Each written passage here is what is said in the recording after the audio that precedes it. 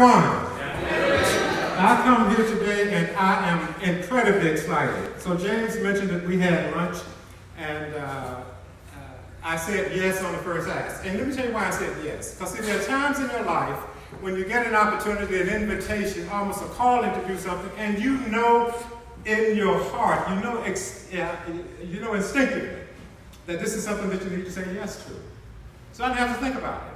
See, folks, I've been in this community for 43 years, and I've heard about the good work of the United Way. I have, as a Cornell employee for 25 years, participated in the United Way campaign by writing a check, along with checks that I've written to a lot of other organizations over the course of the years. And so I've known about the good work of the United Way. Now that I'm chairing, I'm very excited. I'm learning even more, and I'm even more excited. You know how excited you get when when the Cornell hockey team, if you're a hockey fan, scores that goal before time runs out and Cornell wins the game? You know that kind of excitement? All right, I'm excited like that. All right, so this is football season. And so if you got a football team, no matter what you are, whether it's Syracuse or North Carolina or wherever, and your team wins and you're excited, right? And March Madness and your team makes it to the Final Four, your team wins. Folks, that's the kind of excitement that I feel. And this is not manufactured. See, I know I'm not the only person in here who's not a millennial. Y'all remember, when I say not a millennial, in other words, I know I'm not the only older person here. All right, let me just get to the chase. Y'all remember that commercial that used to be on the television? Is it live or is it what? Memorex, y'all remember that? So the enthusiasm that you hear and that you sense is real. This is live, this is real, this is not Memorex. See, 43 years in this community, I have been very involved with a number of not-for-profit organizations. In 2002, I started a not-for-profit organization called the Village at Ithaca, that over the years has been a beneficiary to contributions from the United Way. I have been involved on boards of a number of organizations in this community that are out doing great work. Ours is one of the reasons I decided to stay here when I came here in 1976 and had opportunities to move, because at that time I was with Procter & Gamble as a sales representative, thought that there was going to be a stopover. But what I realized, that this is a vibrant community where people care about things and they're willing to get up off their behind and become part of an effort to do something about that thing they care about.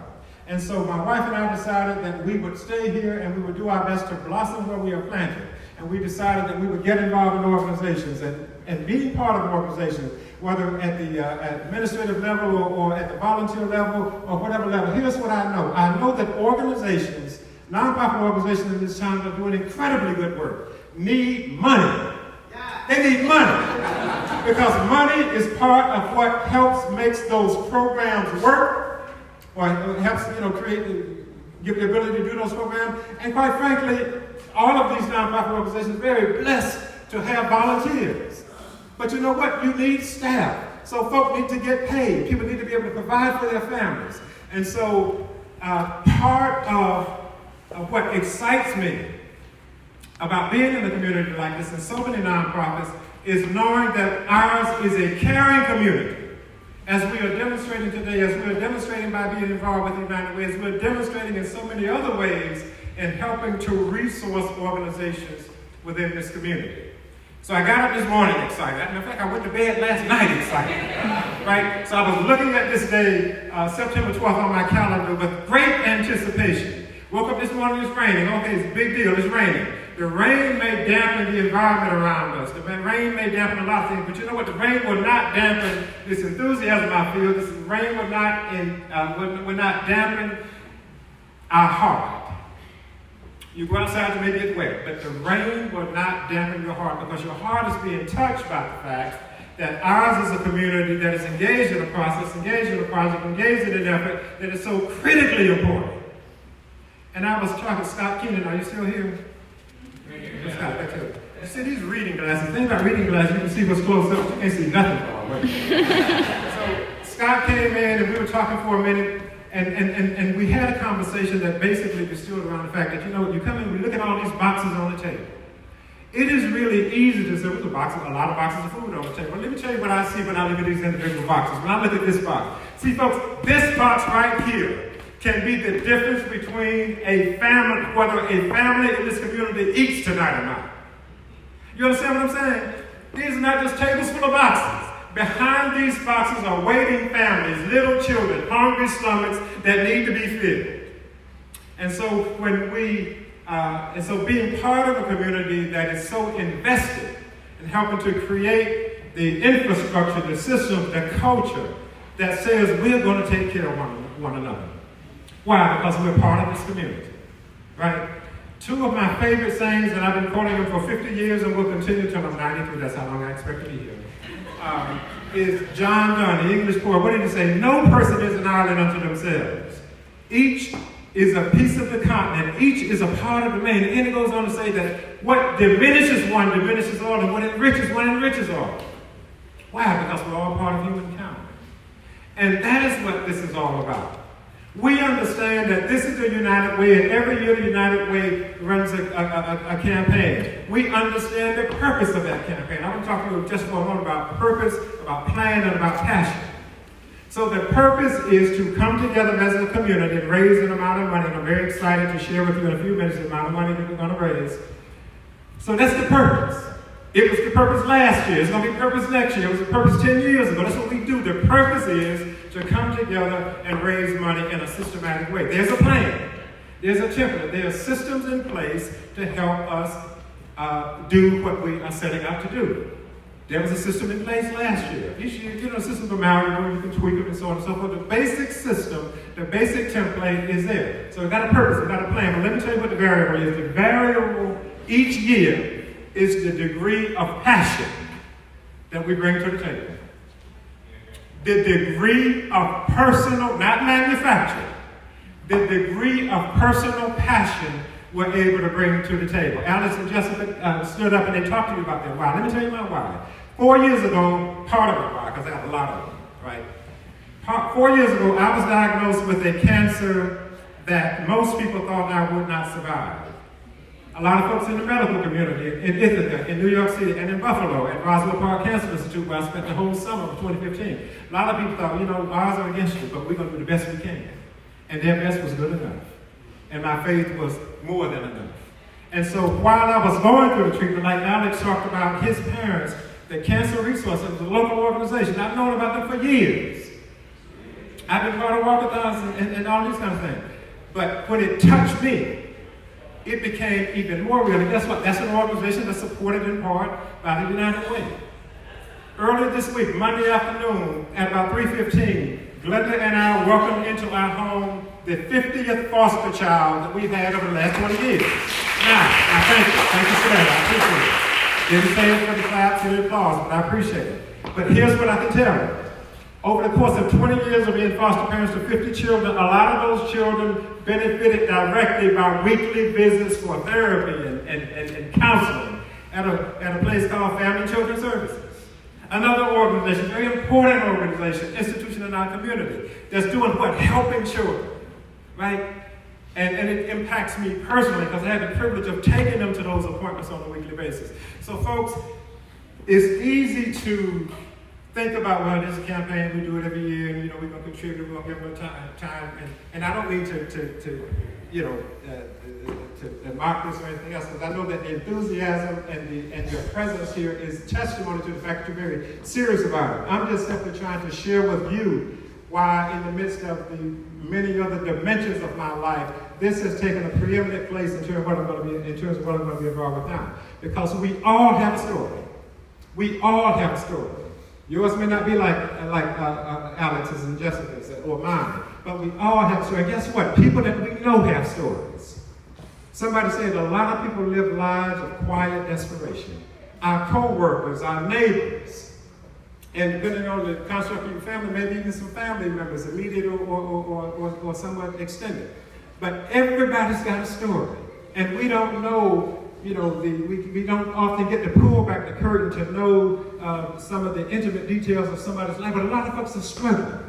And there are a lot of organizations out here that are trying to help do what? Ease the pain, lessen the pain, and do what? Be the solution. You know what? Believe it or not, I got some notes, and I should probably look at them. All right, so let me just, about 3 minutes, 3 minutes, I got 3, okay, good. So, you got as much time as you want. Some people there say, yeah. I get it, I understand. So, there's another saying that I really want to share with you because I use it all the time. It is, when you look at something like, oh my God, there's so many challenges in this community, so many people struggling, so many organizations that are vying for dollars, and we just can't do all of this. Don't worry about it. Don't release yourself of the personal burden that you got to do it all. Because not only don't you have to, but you cannot. And so this is just saying, I'm only one, but I am one. I recognize that I cannot do everything, but guess what? I can do something. And that I can do, I will do. I must do it. Because guess what? All of these little I do mine, you do yours, and collectively it all makes a huge difference. And it's able, thankfully, to create and to accomplish things that none of us can do alone. That's why I like collective efforts. Because we can all play an important part. We can all celebrate the big wins. And we can all look up and say, you know what? Together we did this. And I'm so excited because we're gonna bust this goal wide open.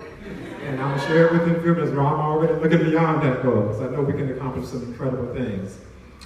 Folks, it's been said already, Jason Moore mentioned it, and I just kind of want to reiterate. There are a lot of different ways that we can give to support this campaign and support these families and support these organizations who are out here helping to make ours a more loving and more sustainable, a more giving, and a more cohesive community.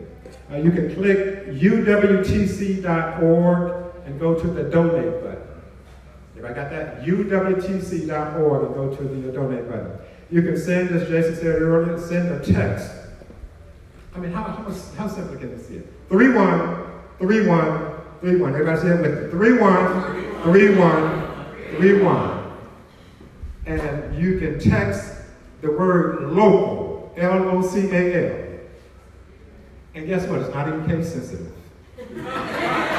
Text the word local, the 313131. Let me tell you how else you can give. You can visit or mail to United Way of Tompkins County. It's right downtown. It's at 313 North Aurora Street, right downtown. You can also call 607-500-GIVE. That is 607-500-GIVE. Everybody got it? Yeah. All right.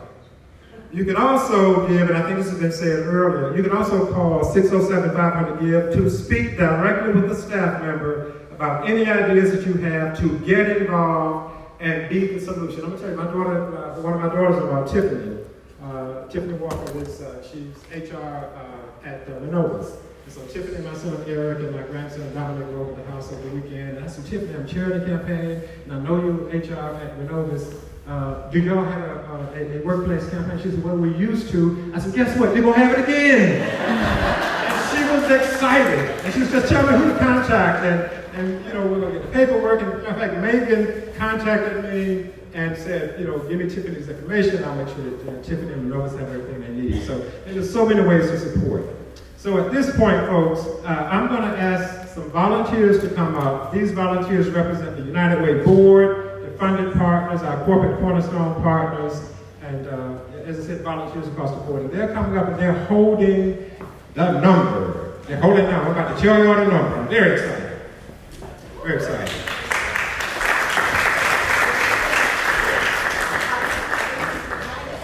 So here's what's funny. When you got like 6 numbers, it's really important that they be in the right order. I know what number I'm going to say, and I'm sure that they figured this out. Well, like the Jeopardy theme, or...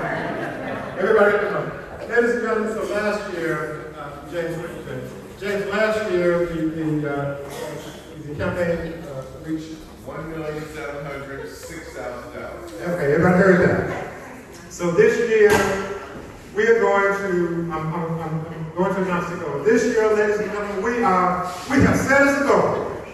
We are going to reach the goal. We are going to bust this goal wide open, and the goal is $1.9 million.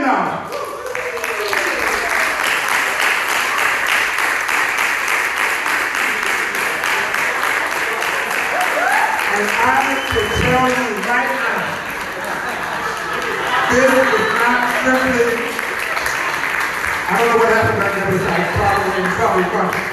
So I can tell y'all, listen, there is absolutely no doubt in my mind. Not only are we going to reach this goal, but look, when you get to $1.9 million, there's another milestone, arms wide up, and said, come on, you're so close. And you know what that, come on, y'all can do math. So if you're at 1.9 million, you know that there's just something beckoning. I see it in my sleep. I see it to 3 decimal places, right? But this is the goal. We're going to do it. Why? Because we are committed to being part of the solution. We recognize we can't do it all ourselves, but that's a wonderful thing because it means we need to depend on each other. We're going to come together. We're going to get this done. Why? Because we are a loving community, and again, we are committed to being the solution. Thank you very much. Oh, the other thing. These placards are going to be over here on the table, and before you leave, just get a pen and pencil, marker, just go over, sign your name. Let's just commit. We are going to make this happen. Are you with me? Thank you very much, everybody.